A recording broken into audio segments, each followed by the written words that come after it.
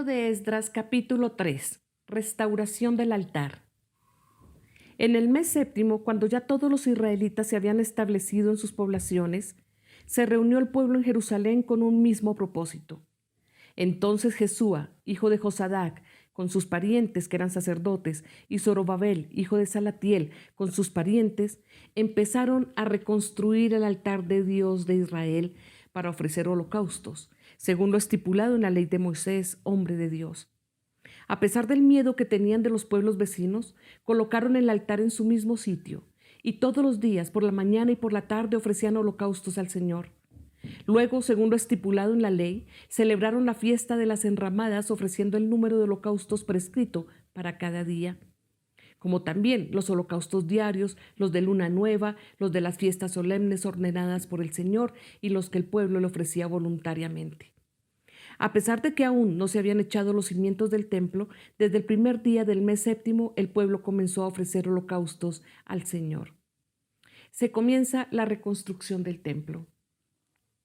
Luego dieron dinero a los albañiles y carpinteros. A los de Sidón y Tiro les dieron comida, bebida y aceite para quemar llevaran madera de cedro desde el Líbano hasta Jope, conforme a la autorización que había dado Ciro, rey de Persia. Zorobabel, hijo de Salatiel, y Jesúa, hijo de Josadac, junto con el resto de sus parientes que eran sacerdotes, y con los levitas y con todos los que habían regresado del cautiverio, comenzaron la reconstrucción del templo en el mes segundo del segundo año de haber llegado a Jerusalén. A los levitas mayores de 20 años les encomendaron la tarea de supervisar las obras del templo del Señor.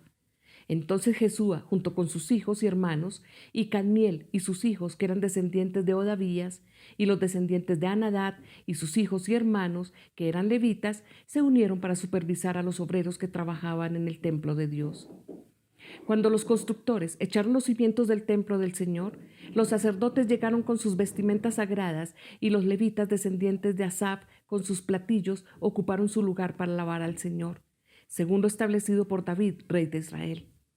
Todos daban gracias al Señor y a una le cantaban esta alabanza: Dios es bueno, su gran amor por Israel perdura para siempre. Y todo el pueblo alabó con grandes aclamaciones al Señor, porque se habían echado los cimientos del templo. Muchos de los sacerdotes, levitas y jefes de familia, que eran ya ancianos y habían conocido el primer templo, prorrumpieron en llanto cuando vieron los cimientos del nuevo templo, mientras muchos otros gritaban de alegría. Y no se podía distinguir entre los gritos de alegría y las voces de llanto, pues la gente gritaba a voz en cuello y el ruido se escuchaba desde muy lejos. Esta es palabra de Dios.